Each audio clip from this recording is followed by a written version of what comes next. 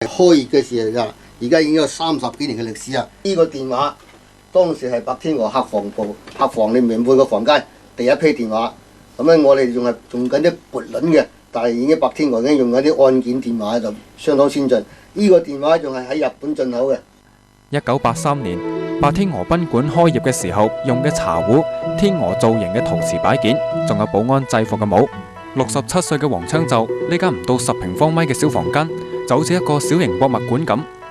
喺白天鵝工作將近30年，昌叔屋企留低咗同白天鵝有關嘅數百件藏品，大大細細基本上都係佢工作之餘一啲一啲收集起身嘅。昌叔平時喺收集啲物件嘅時候啊，都好注重收集一啲自己曾經使用過嘅物件，好似我手上呢一個啊，上面寫住呢流化洲頭咀口岸檢查場出入證嘅，就非常之有時代嘅特色啦。喺上世紀嘅80年代啊，去到嗰啲地方送客人嘅話呢，只要有呢一張證，就可以免去海關同埋檢查站嘅一啲非常之繁瑣嘅檢查，咁啊非常之威水噶。咁昌叔話，當年喺白天鵝入邊啊，其實有呢一張證嘅人都係非常之少噶。